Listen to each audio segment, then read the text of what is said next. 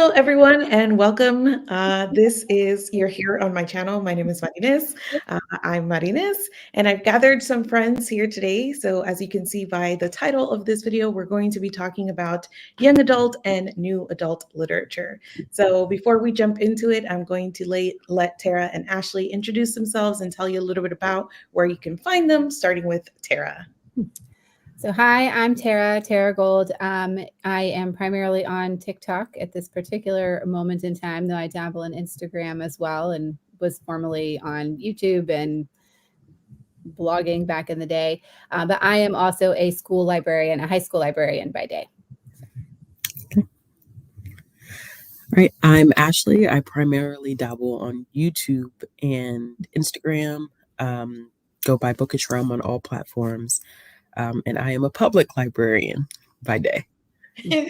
Before we jump into this chat, I don't want to sort of belabor any points, but I did want to talk about how we got here and why ultimately I was like, I need some librarians to have this conversation.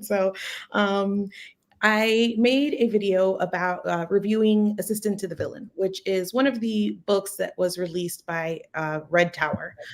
Red Tower is an imprint of Entangled Publishing, and they are the new adult arm, science fiction fantasy arm of Entangled.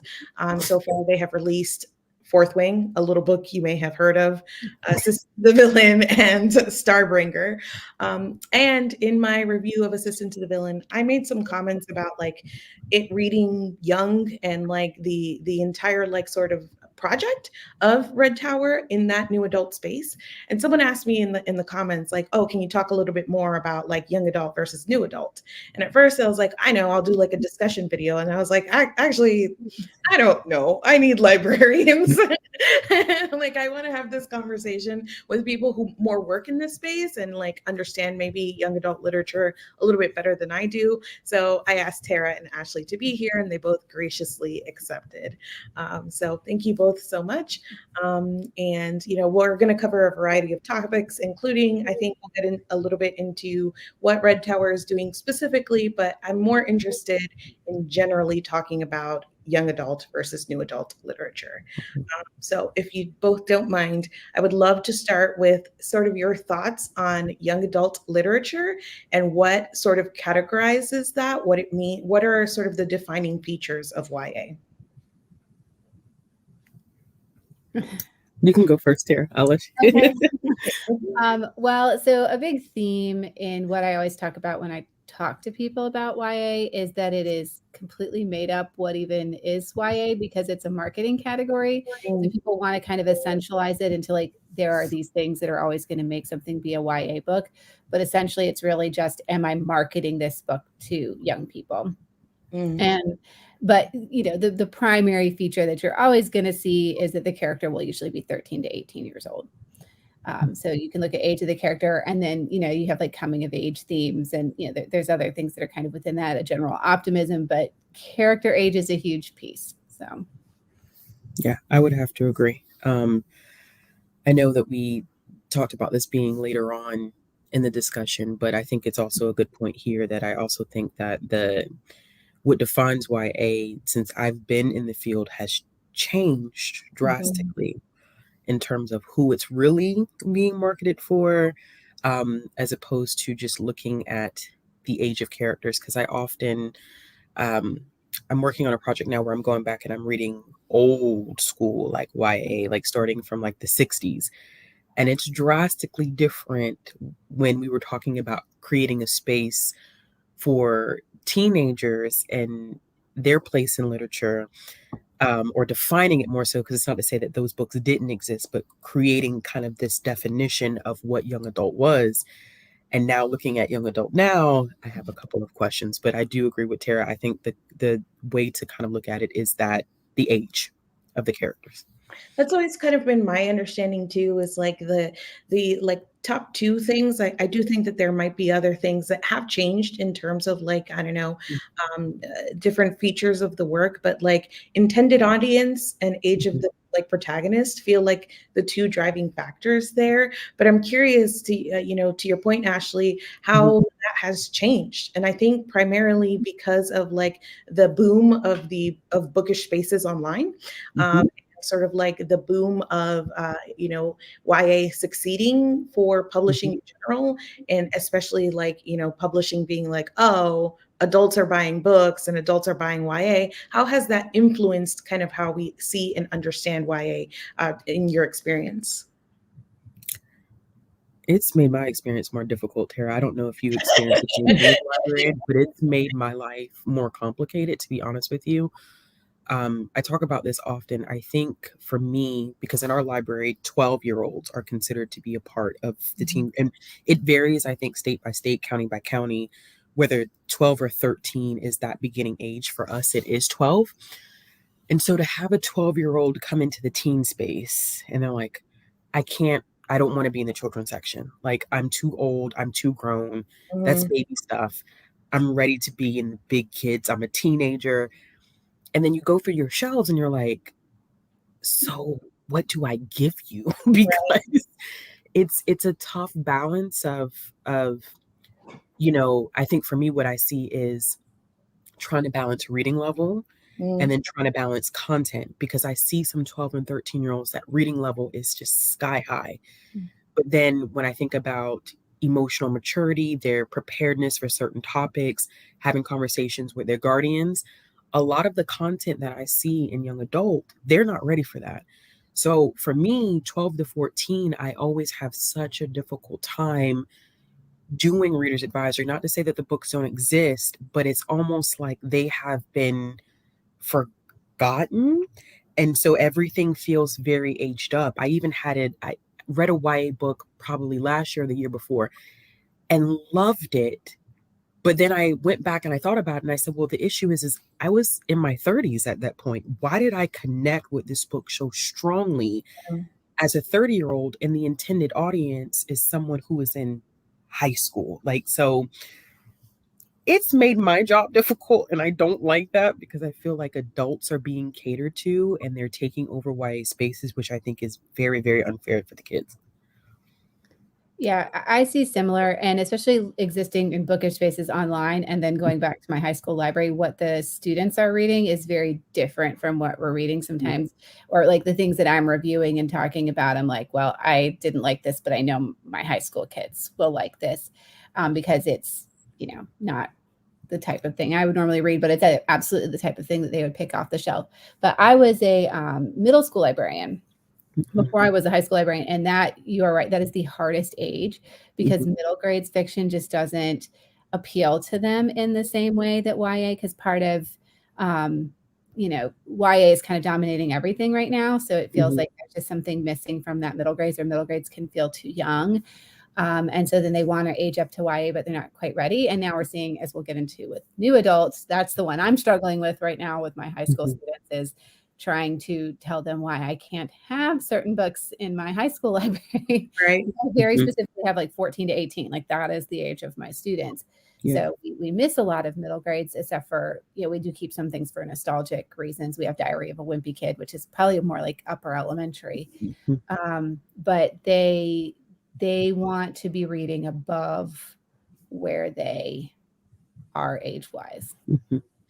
I think it's interesting because, we started this by saying, like, loosely, some things to think about when you're defining sort of this category is like who you're marketing to, or intended audience, and like age of the protagonist. But what we're seeing from the marketing perspective, I think from publishers, is that these YA titles are being marketed to adults in some ways. And so that kind of confuses things in terms of like, if these are our two categories and these books are effectively being marketed to adults, like how does that end up like making things confused? And that prioritizing of adults in YA titles and like YA spaces, I think is something I've even seen that, like, Mhm. the most recent example that we saw was like a YA book, upper YA, was like a protagonist in like that 17, or I think 18 was the age of the protagonist, but they were using like NSFW art to promote the book. Like if you pre-ordered, you got this like spicy scene of like the two main characters. And it was from a YA publisher and it was with a YA title. But that is clearly advertising to adults. So like, I don't know, I can only imagine how much confusion it causes for you guys who are actually working with young adults.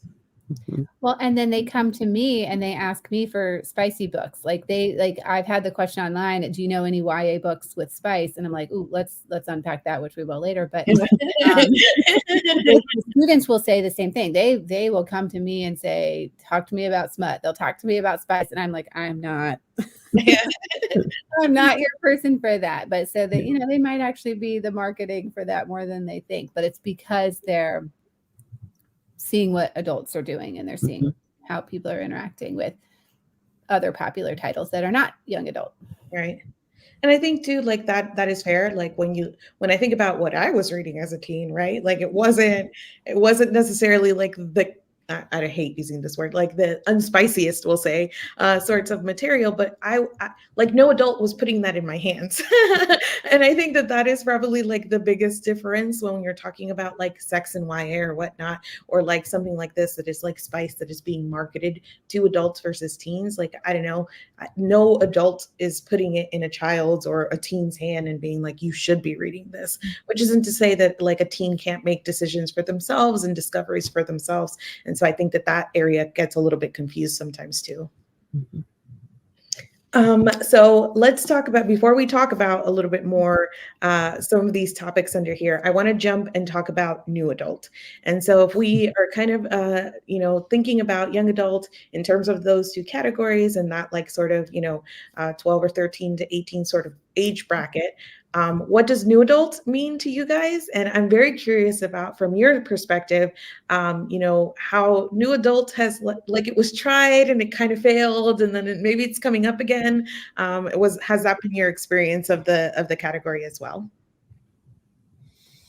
Yeah, I first had experience with new adult around like 2010, 2011 in the blogosphere, because they were like, hey, we're trying this new thing. And it was mostly like mass market or like paperback romance novels featuring college students. Yeah. And I think it's because of the phenomenon of that was when more adults were starting to read YA and they were kind of aging up with the books and they wanted to read about different types of things. They wanted to read about college students.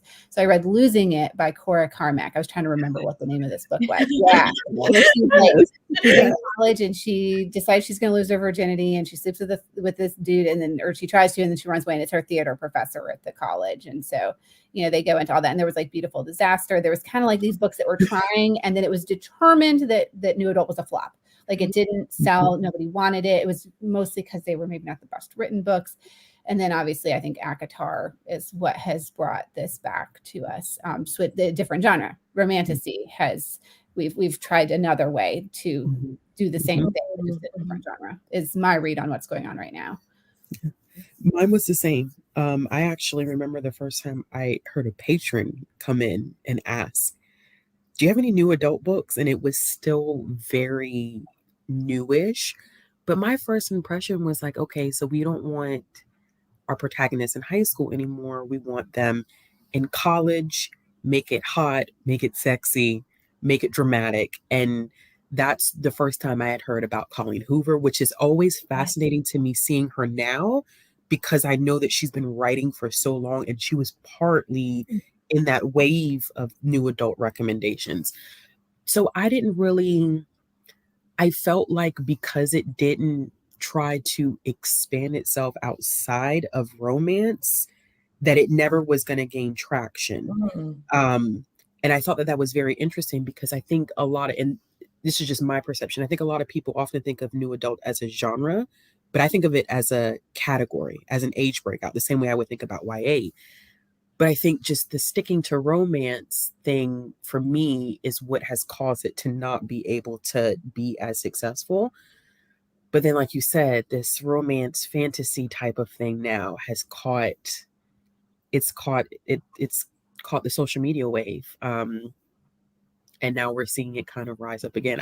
I'm curious to see if it's going to once again die down, Mm. But I don't know. I think the traction that it has right now is pretty amazing. And I think, especially with like TikTok being a thing now with the short form I feel like that is only helping as opposed to what we had available to us in the past. I think talking about this in terms of Sarah J. Maas is really interesting because originally with ACOTAR, those books were being shelved as YA. And then, as more came out and it got a little bit more explicit, like there was a lot of conversation about whether or not Sarah J. Maas should be shelved as YA. But at that point, new adult had kind of died down. And then we get this like second wave of popularity for Sarah J. Maas because of TikTok or whatnot. And it feels like, I don't know, a more grassroots effort again to get this like new adult thing sort of working. So it's really interesting to see the way that, because I think still to this day, probably there are a lot of female authors and a lot in fantasy who get shelved as young adult when I don't necessarily think that's where they belong, especially when you think about like thematically and sort of like the darkness of the world or whatnot. There are things that could be markers of adult literature, but they get pushed into YA because essentially they're female authors. And so I think that that's what happened to Sarah J. Maas. And yet we see her kind of coming back around and being more fully seated in this like new adult space. Mm-hmm. Which I think is interesting because I feel like with, there's pros and cons to recognizing new adult as another age breakout. And I feel like it's almost a con for female fantasy writers because that's another place where they can put you instead of saying that this is an adult fantasy book. That's just another like, oh, we won't put you in YA, but we'll stick you in new adult because we're still not going to give you that adult fantasy title. Yeah. Yeah. This is where I struggle a little bit with new adult, honestly, because I think to me, when I'm thinking about YA, it makes sense to me as a category, even though we understand that it's also like a marketing thing. But like there are things about like the language and like the themes and things like that I feel are characteristic of young adult, but there are so many things in new adult that I'm just like, that's just an adult book. It's just an adult book. And like, I don't know where the boundaries are. So, for you guys, where does what new adult work? Or, where do you have some questions? And what is the difference between a new adult book and an adult book for you? Yeah, that probably is hard because I don't read a lot of the things that are considered the current day wave of new adult because I don't read a lot of fantasy or romantasy. So I've only read a few. But it does seem like there's still a sense of firsts, like first layers of independence. Like I'm leaving home for the first time. Like I was just a few months ago reporting to my parents, but now I'm out on my own. And, that seems to be a mark of new adult in general, regardless of the genre. Yeah. Any thoughts, Ashley? I struggle with it because I think the books exist. Kind of the same thing with like YA. The books existed before it became its own category. And I think new adult books do exist that still you're, like you said, Tara, like you're leaving home for the first time. You are an adult, but you're not an established adult. You're still trying to figure things out. I think those books do exist.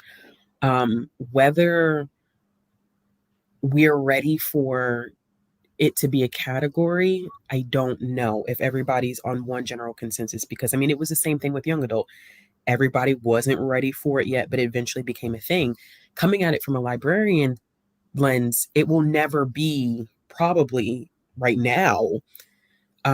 We don't recognize it, at least in a public library. It's not anything that we actively even display wise, like it's just adult fiction. There's no new adult breakout, no nothing. And a lot of librarians because I forget where this came up in conversation, especially because I work in collection development, where they're like, absolutely not.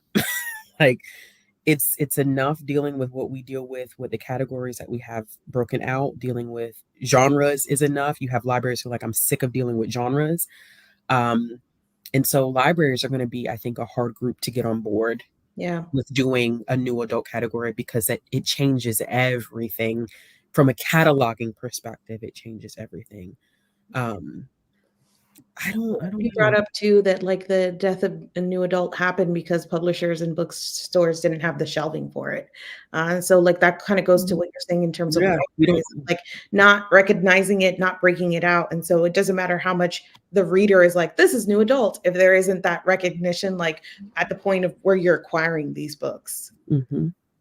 I also think what's really interesting is thinking about things that would normally fit in this category, but that haven't been categorized this way. Like I think of The Secret History. Mhm. Why Hmm. is that not new adult? Is it just because of when it was published that we weren't having this conversation, so it gets to be adult? But I feel like even now, like it's dark academia, but would we put it in new adult? Because it feels like if it's literary fiction, then it's not new adult. So it's going to go in new adult if we think it is like not literary enough, if it's Hmm. not, up to some standard, which goes to what you guys said about, things being aged down because of who is writing them and what the stories are that are being told. So I find this really interesting.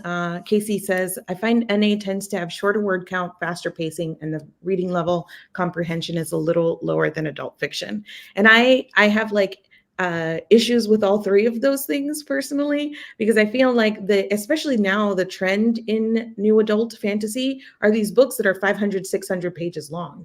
I don't necessarily find them that they're shorter, especially on the fantasy side.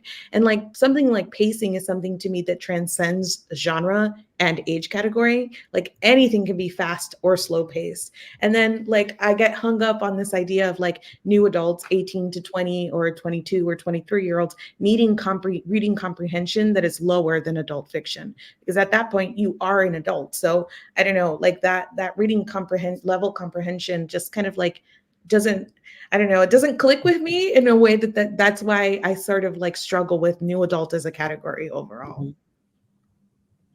I think people get used to, because I find it interesting sometimes too when I go back, because I do a lot of cataloging. So I see on the back end when we pull records from OCLC, and Mhm. sometimes you can see the reading level, or the Lexile level, particularly on titles. And so it's always interesting for me to go to young adult Mm, and look at the Lexile level, and then see people on social media like they need new adult because they like the how do I say it, like the ease of yeah, reading of young adult, and not realizing that that is this the Lexile thing that you have going on. It's You feel like that's more accessible to you than an adult title. But I think that goes back to some of the comments you were making when we were chatting behind the scenes, Mari, about um, this reputation that adult fiction has, right. and that adult fiction equals dry literary fiction. And I think that in itself also plays a role, because it's like, oh, well, from young adult to go to adult fiction, it's going to be dry, it's going to be boring, I can't relate to anything, the characters are all going to be old. And it's like, no, you have titles that exist, that it's what you're looking for. They're just not marketed, I think, as new adult. So it doesn't seem like it's as accessible as it should be, because you're used to going to young adult and it clearly says this is a young adult title. And then when you get to adult Yeah. fiction, you have to sift A through bit stuff to more. find what you're looking for. Yeah, including the adult titles that are admittedly might be a little bit more difficult or a little drier, Yeah. because again, those are things that transcend genre to me. You can find a slow old boring book in young adult, like that is Mhm. like that is going to happen regardless of like the genre or the age category you're in. But there is like this like reputation of adult books equal, books about divorce, books about your cheating spouse, and that is like kind of like the pigeonhole that people get into. And I think that a lot of this clamoring for like, well, no, I need new adult comes from, at least in part, from like some of that bad reputation of adults that adult books get. Well, and I think about like talking about pacing. I mean, there's exceptions and there's, things that you have to look at really closely because like James Patterson's books, all of those are fast paced and Mhm. lower reading level. There's so many books like that out there in the adult world. There's just as much variety, and yes, there's like highbrow literary fiction and things that Mhm. have very big words and very long sentences. But then there's also things with short sentences, short chapters, very fast paced, because those are the books we're selling in the grocery store. Mm-hmm. Let's see. New adult mostly seems like an excuse for publishing to sound close to young adult, but not be called out for aging up the characters and content, in my opinion. This is interesting, I think, in terms of, have either of you read any of Red Tower? Like, no? Outside of Fourth Wing? I read Fourth Wing and that was enough. You read Fourth Wing, okay. No, I'm done. I'm good. I'm all right. I would argue that Assistant to the Villain is worse, and that Starbringer, I haven't been able to finish because it is worse than both of those. But I think it's really interesting. I think the thing that like put Red Tower sort of on my map in terms of like, I'm super interested in what this imprint is doing, was their own description of it as being the heyday of YA, but make it spicy and aged up. And like that, like rang some alarm bells for me in terms of like what that project is, because to me, I don't like the idea that all new adult is trying to do is take your YA story but make the characters just old enough that it's okay as adults to be writing and reading these young kids having sex. Like that whole thing like makes me comfortable as like a concept, but I feel like too often that's like how it reads to me, because there isn't enough intentionality in terms of like what makes a new adult book a new adult book, if that makes sense. We also say, I think new adult has potential, but I feel like it's generally most often spoken about in the context of the romantasy subgenre. New adult deserves to be considered in the larger context. I agree from the perspective also of like the marketing tactic of like helping people identify these books. I think that having them sort of like broken out could be helpful to people. But it would have to, as Ashley said, sort of transcend romantasy or just romance or just one genre, right? Well, and that's what we're seeing with Red Tower, is that it is all marketing, right? Like it is a publishing house that has said, we need to specifically make money off of this phenomenon, create an imprint that's going to focus on just this, and then all the things that they're doing to try to make as much money off of that while the trend is hot. So they're doing it. Yeah.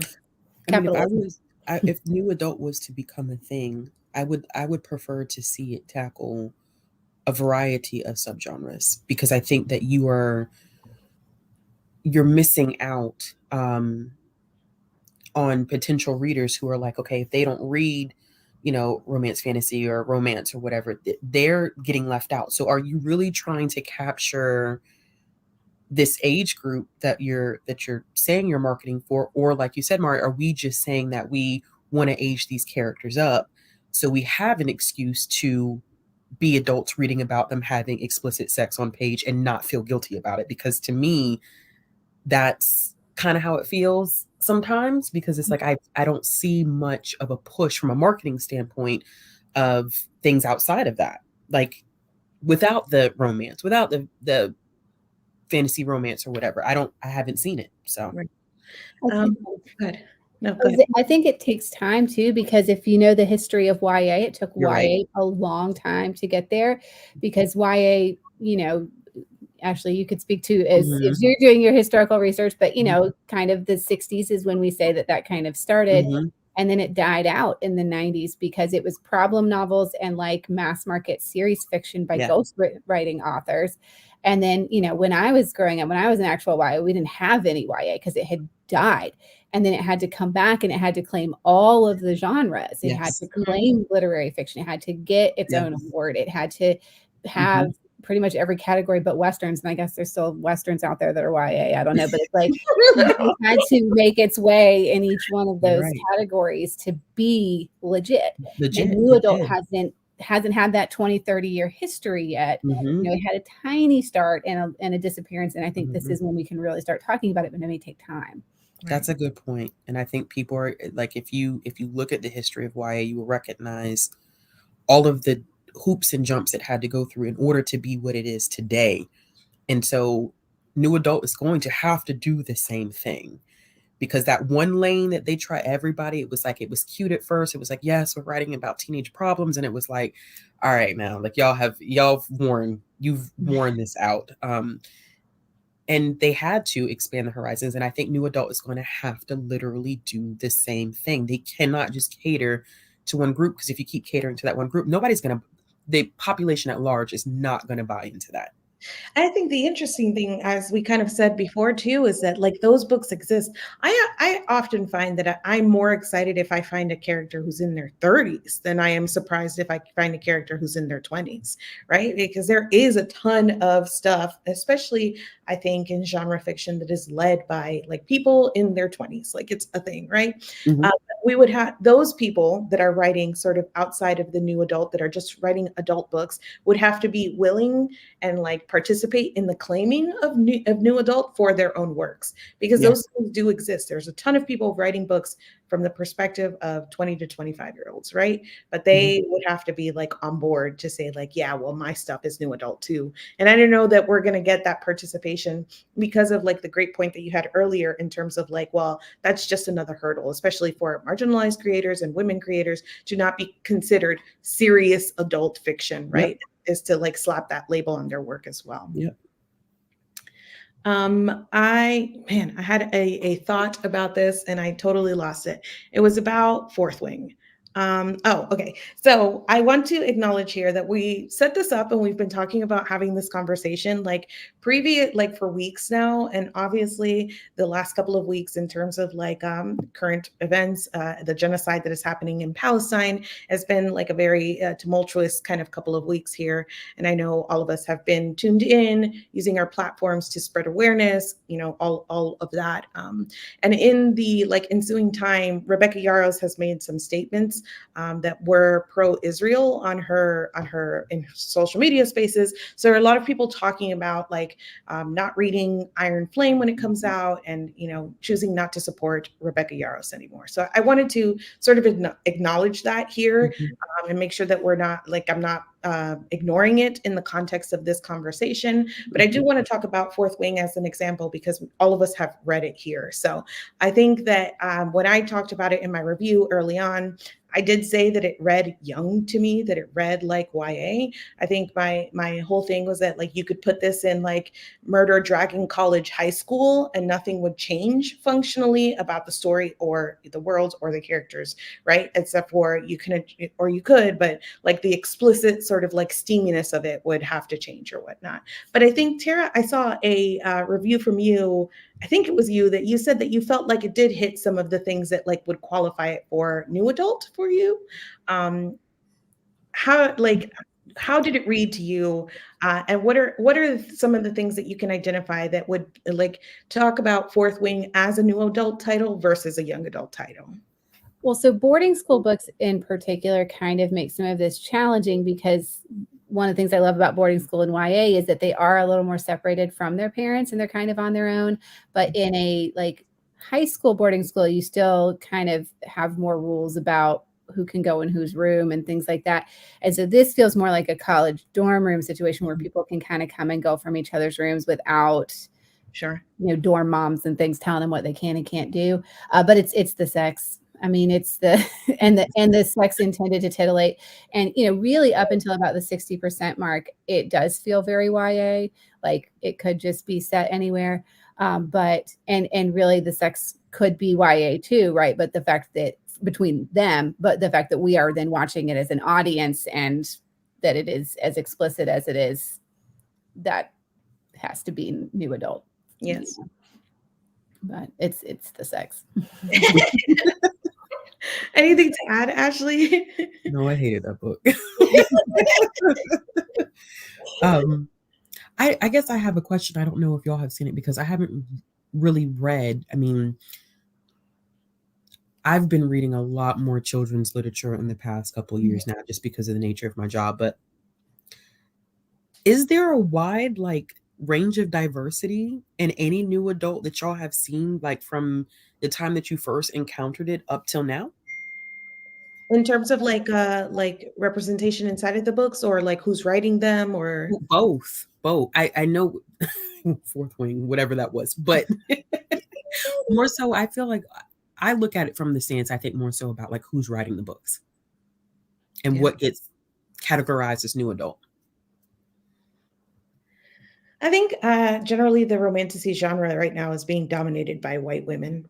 And Okay. I think that like the most successful examples, I think that's also really important. Like who's most successful in the space that you're in, and those are your Sarah J. Masses, your Jennifer Yeah. L. Armentrouts, now your Rebecca Yarros. So it is uh, white women, very interestingly, white women, like older white women, right? So it's not like a Mhm. peer-to-peer thing where like new adults are writing new adult. There's like older white women writing down for new adults. And you have books that are primarily very white with the odd token character. Oddly. The odd And descriptions. the odd token character and the ambiguously described brown man love interest who is hypersexualized. And there's like a lot of fetishization going on Mhm. in terms of who these love interests are for our white main characters. But those Okay. are like the primary, I think, things that I see.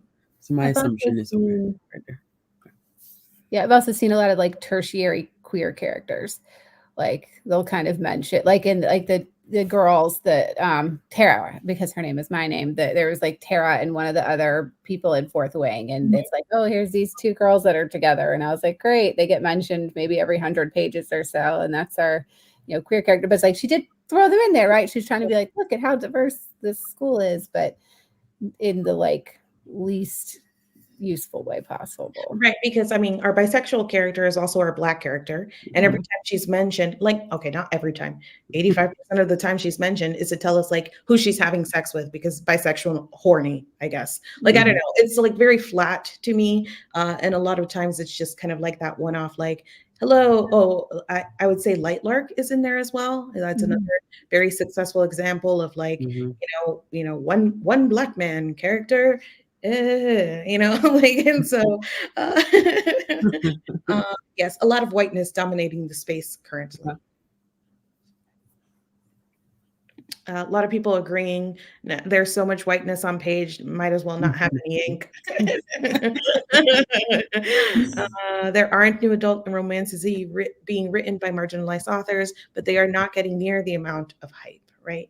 Because I think also because of the genre is sort of like up and coming, there what we're seeing is it being led by these most hyped examples. Mhm. So yes, it is not to say that there aren't authors of Mhm. color also participating or whatnot, but still, like what we're hearing the most of are these really successful examples because this is a category that is still trying to get its legs. Mhm. And it's being compared to young adult, which is one of the categories that has most made a push for diversity. Yes. And so it's like once you have all of that, and then you jump up to new adult, and it's like, where did it all go? It's like starting over again from Yeah, scratch. Yeah. it is, I which is think unfortunate. yes. Especially because of like how hard fought it was to get like diversity in young adult spaces and like Mhm. all of the we need diverse books and as much as we've kind of outgrown the idea of own voices, but like the way that also helps sort of pave the way Mhm. in terms of like making YA places or spaces diverse. But I think it's really interesting too because it's not only who's writing, but when we're talking about who's being made successful, it's like things like TikTok, right? Where it is also not like a super diverse space, and like the biggest channels are not super diverse, and they're not taking care to promote diverse authors, right? It's just like these Mhm. Sarah J. Maas, Rebecca Yarros, and like creating fandom communities around this. And a lot of times, fandom communities are not as like focused on diversity as Mhm. like maybe smaller creators and whatnot. What is Red Tower? Red Tower is the imprint, the new adult imprint, focusing on science fiction and fantasy under Entangled Teen. So they were the ones who published Fourth Wing. Okay. You mentioned a little bit, we've talked a little bit around this in terms of like sex versus spice in YA and like the differentiation there. So I just wanted to make sure that we came back around. And I think especially, Tara, you mentioned when your students are coming to ask you about like certain things and like the appropriateness of certain titles, like how are you navigating that space, especially as we see like adults pushing more into YA spaces? Yeah, it's hard. So I'm in a very liberal school district in a very conservative state. So my school, I can pretty much do anything I want. And so that's part of why I read Fourth Wing, was to decide if it belonged to my library, because I do have Colleen Hoover in my library, and I do have, things that other librarians might not put in there. But it's the differentiation between, is the sex the primary point of the story? Because like my co-librarian and I were also both reading Haunting Adeline and talking about it. And it's like, why would I very clearly not put this book in my library, but I would put Fourth Wing in my library? And it's like, well, because we have to work a lot harder in our reading to get to the sex in this one. And it's there, and it's definitely explicit, and it's definitely on page, but the main point is the story versus, and the thing that we wrestle with is that there is sex on page that is intended to titillate. It is intended to excite the reader. It is not just like character development or showing their relationship. It is like explicit in every sense of the word. And so that typically would mean it doesn't belong in the YA space. For us, it's selection for me is all about reviewing. And even then that can get kind of dicey. So, and when I say reviewing, I mean like looking at professional reviews. So Kirkus, School Library Journal, book lists, all of those resources. And I have to stick to a hard line of, and I primarily rely on Kirkus because I think that Kirkus is just, for me, they have been the best resource. So if Kirkus says is 14 to 18 or 12 and up or 11 or whatever the case may be, typically, that I know for a fact that can go into our teen section. Fourth Wing and all of that, because it's reviewed as adult, there is no crossing lines in our collection whatsoever. That's not to say that teens can't access it, because it is a public library, but for us, a lot of it does have to do with it being a public library. The challenges are unfortunate, and because I am the selector for the youth collection, I sit in on all of those panels. And even books that are what are deemed appropriate, that do have explicit content that is not meant to, like arouse the reader. It is just about the character development. It is sex positivity. It is a part of them being teens. Even those have gotten me into some situations with parents or caregivers being upset that it even sits on the shelf. So it makes my job, I feel like, sometimes a lot more complicated, where it's like I can't unfortunately say like, oh, I can have Fourth Wing here. If Kirkus is saying Fourth Wing is adult, I can't. I don't have as much bargaining chips in my position, unfortunately. So as long as Kirkus tells me, and even then sometimes Kirkus will be like, oh yeah, this is 14 and up, 16 and up. And there will be a librarian who will read it and they'll be like, I want you to take a look at this. And maybe we should think about pushing this up. So when Sarah J. Maas, that was a whole thing for us, because A Court of Thorns and Roses originally started in teen fiction. By the time A Court of Mischief Fury came out and we all kind of started dissecting it, it was like, yeah, no. To avoid every possible problem that we could have from the outside, we moved all of that up to adult fiction, unfortunately. So, yeah. Yeah. And that's a big difference. And I, thinking about it through your lens, like you're deciding that book is in the library, just where to put it versus me, it's to include it at all. I don't have a YA section. I'm just a collection. And so it's like our main selection criteria is we generally don't, unless there's a strong student request, like if there's like a lot of kids asking for it. And then there's been a few books that we've kind of bent our rules for to include, but generally it would be a similar criteria, looking at reviews and saying this is, if a parent pulled this out and complained about it, can I justify it? Am I willing to like stand up for this book? And for most books, it's a no, but for the ones that are just like, they're constantly asking for them, I'm just like, slip it in there. Yeah. Goodness later. I have a, not to put you on the spot, but like maybe, if off the top of your head, I'm curious, what are your students reading? Like what's very popular with them right now? Colleen Hoover. Of course. They do still like those. I can't keep those on my shelf and they get lost, but a lot of graphic novels. Okay. Like they're reading, I know Five Nights at Freddy's is really popular right now. Oh, yeah, Horror books. My school population is just crossed over. Our biggest population is Latina students, non-native English speakers. So anything I can get in Spanish is hard for me to keep on my shelf. So sometimes I don't know if it's because they want it or just because that's what we have in that section.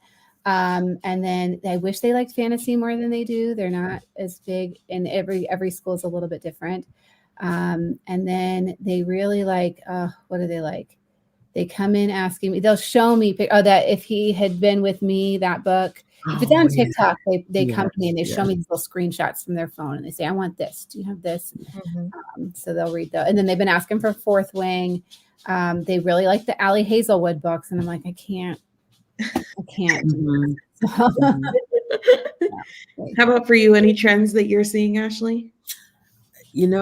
TikTok ruins us completely. I'm so sick of TikTok.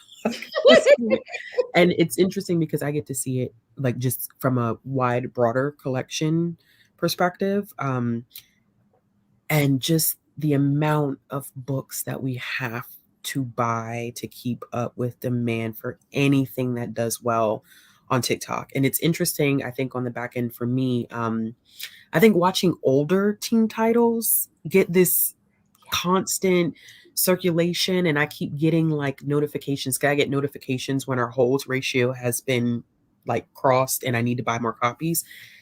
And I'll have to look, and that's how I know something has ended up on TikTok, because all of a sudden I have 20, 30 holds on a book that was published 10 years ago. And I'm like, but why? Why is you have an example of what one of those is? So I wonder if they're the same. I'm trying to think of, I feel like I've had the same thing. I'm like, oh, that book was like, we weren't even talking about that book 10 years ago. And now you're making I feel like James Dashner stuff was pretty bad for me at one time. I know If He Had Been with Me, that was an old title. So when I saw it, and then they reprinted the covers.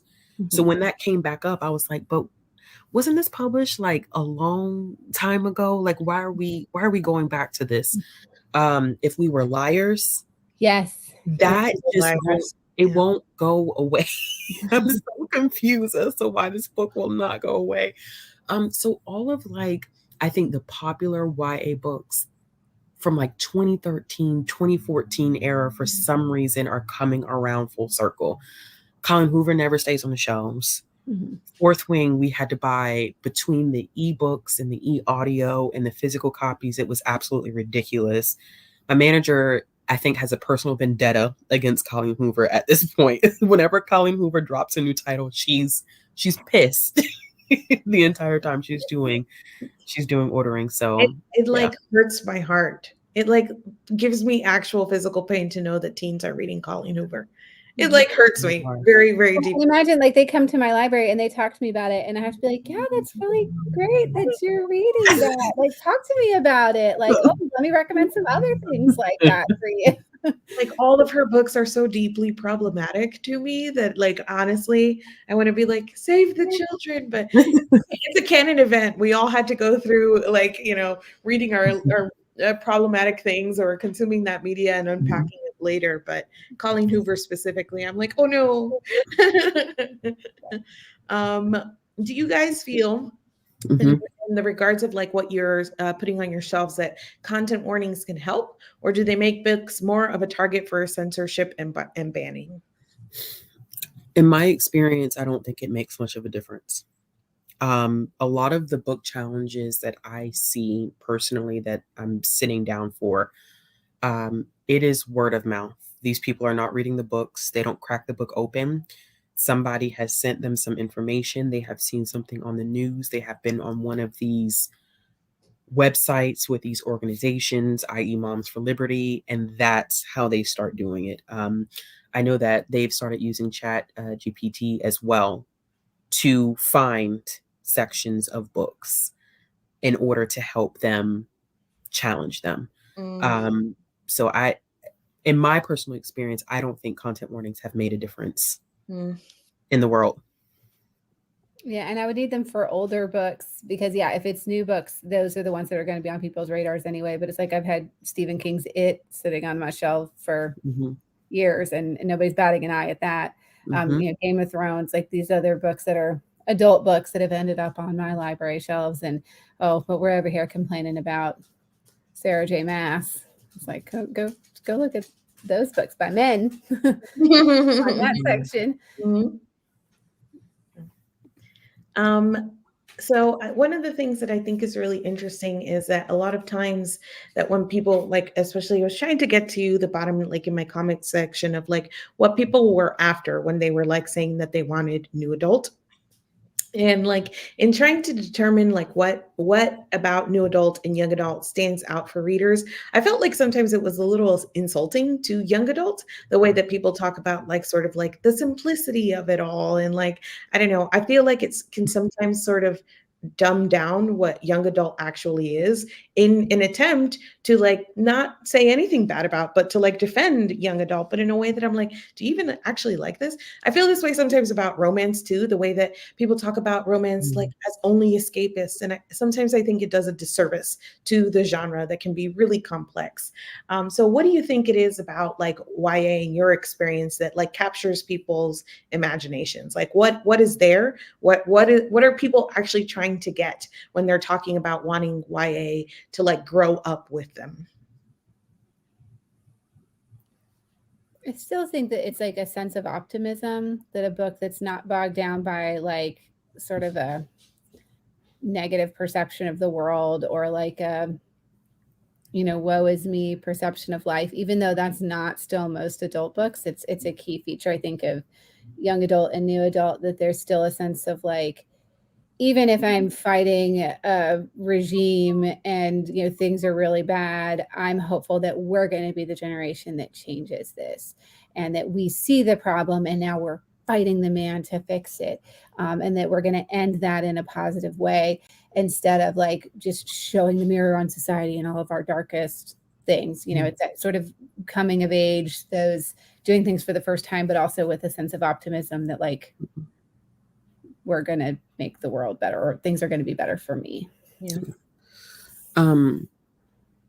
First, just going back to adults and the simplicity of YA, in the way that sometimes I get very frustrated with the way that adults review YA, because it's not supposed to be for them. And so there's certain things that we will say as adults, like, I can't believe this character was so immature, or they made these decisions. And I'm like, they're supposed to. They're teenagers. So part of that makes me feel like, well, let's just give everyone a category so you can get out of YA.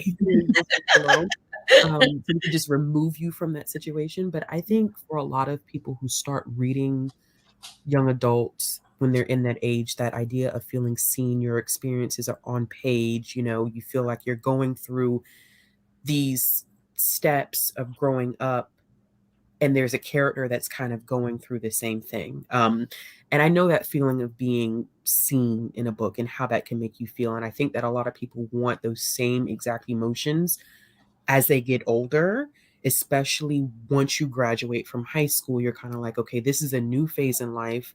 I'm an adult, but I don't really feel like an adult. I'm trying to figure these things out. And I want to see characters who are dealing with the same exact thing. And so I think that people, once again, kind of going back to what we were talking about earlier, I think when people look at adult books, they don't feel like they're going to get that. They're not going to get those feelings of, okay, somebody understands what I'm going through. Somebody can have some empathy for what I'm experiencing right now. And I want to feel that when I pick up a book. But if I pick up an adult book, I'm not going to get those feelings. They don't understand what this phase right now, 18 to 20, whatever. Adult writers are not going to be able to capture, adult fiction writers are not going to be able to capture what I would need in new adult as a age breakout.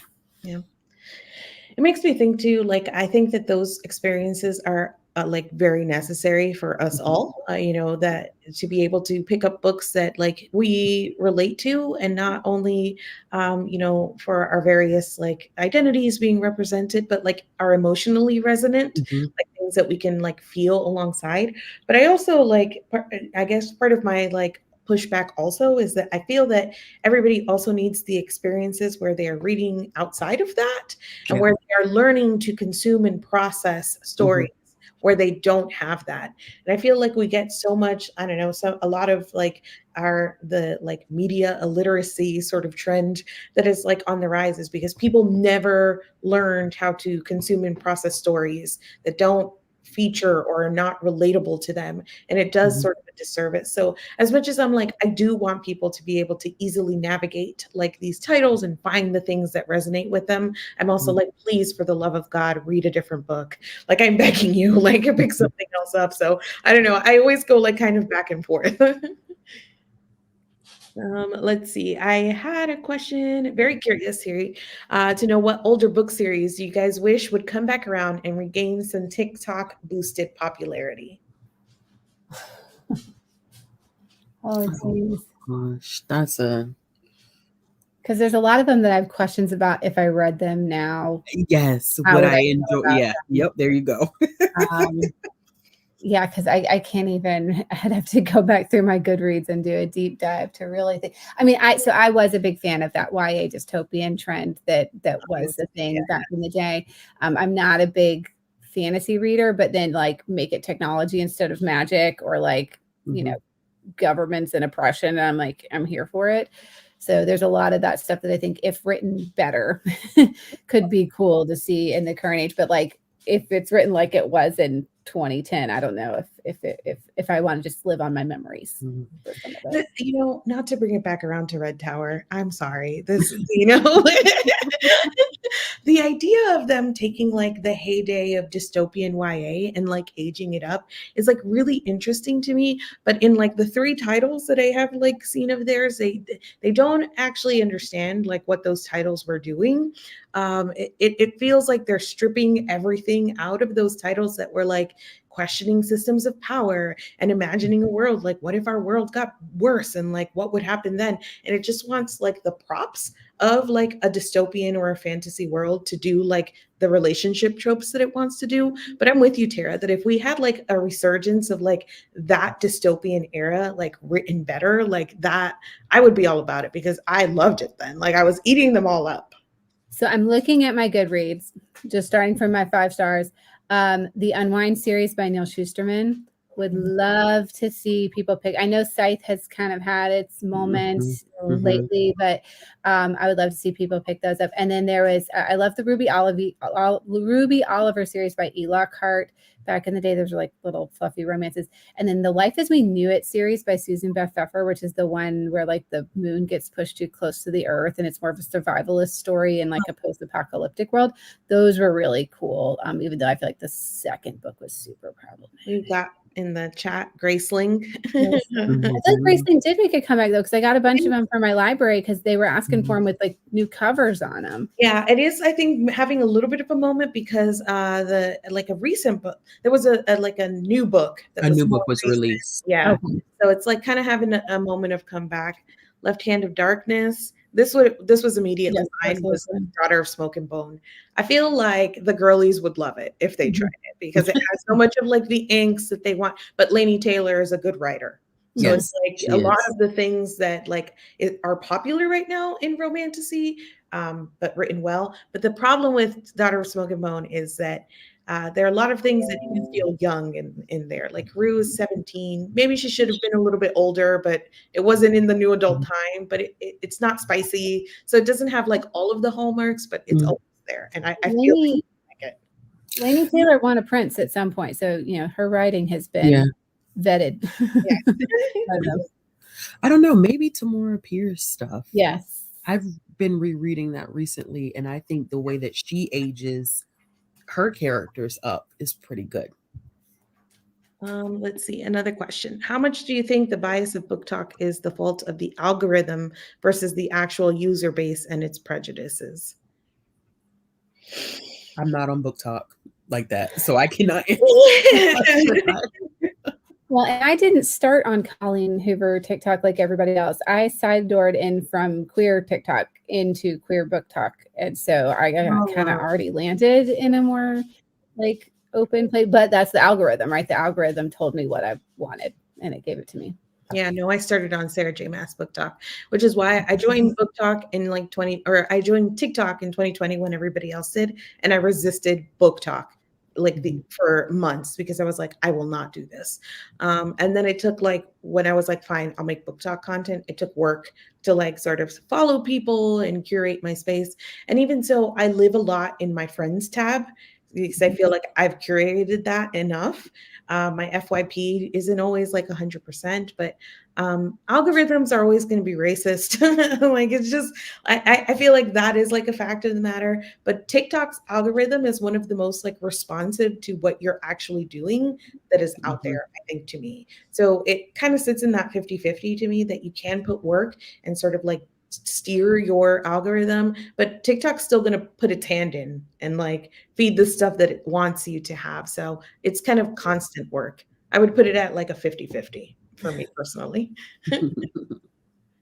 Anything else for you? We've been chatting for an hour now, so I'm looking for any final questions in the chat, and I want to make sure, if there's anything else from you guys that we didn't touch on, any final thoughts that you have on like this whole thing. I think it's really funny because we chatted about this for like an hour, and I'm walking away with like a kind of like a I don't know what new adult is. Kind of. I think librarians have the same thought. It's like Yeah. it just feels arbitrary, and you can go in anybody's library and see that they've categorized things differently, and that's one of the secrets of the library world. Is classification is all made up, anyways. I mean, It is. Dewey Decimal, So, we just dismantled the Dewey Decimal System in our library and said no more. Like, Yes. yeah, oh yeah, because it's like racist and terrible, and so like we just said no, we're going to just make up our own. Yeah. We do by SAC headings in our own accessing, and while it does make things complicated, we no longer use Dewey either. Right, and it will be very unique to our library and how we Yep. classify it because the rules are made up and the points don't matter. So Absolutely. Awesome. Well, I do have one final question for you guys, and that is I'm asking you to predict a little bit some trends here. And I know we kind of have given this a shrug, but to the best of your ability, what do you think that we'll see, or what are some trends that you kind of foresee both in the YA space and with what you think new adult will do?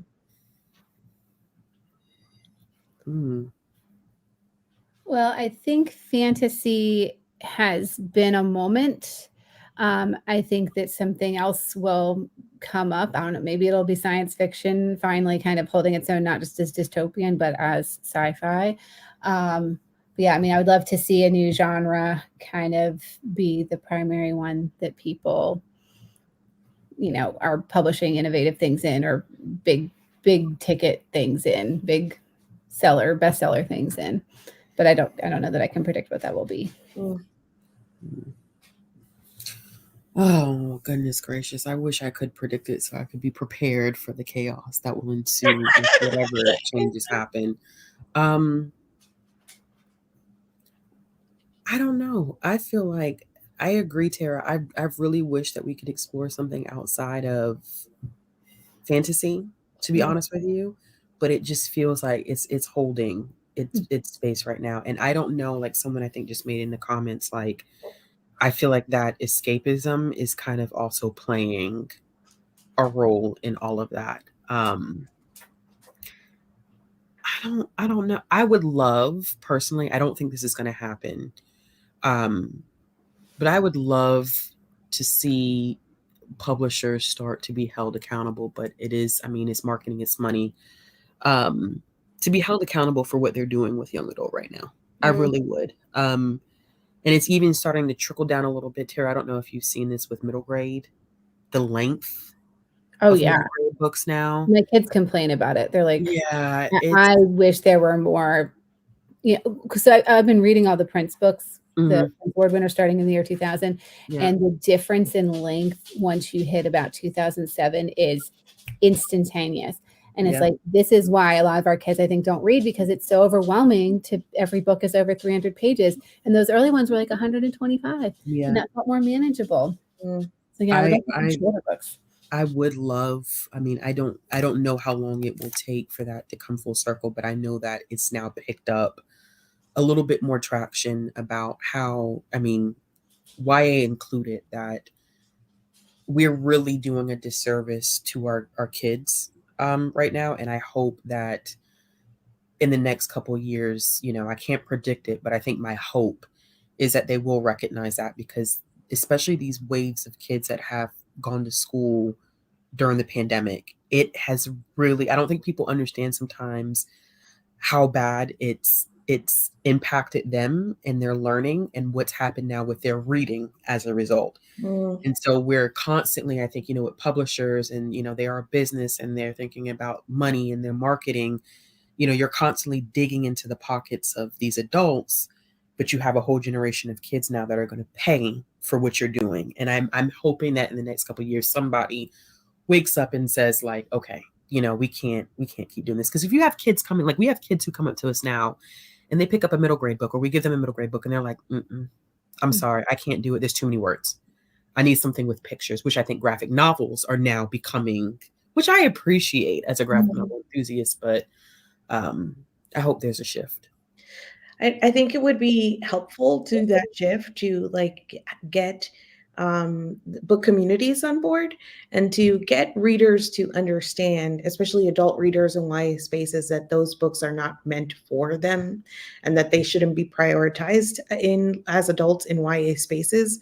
And I mean, I don't know how much that would help, but I think it would. I think because like once we sort of shift back to this realization that YA is for young adults, then it would be helpful.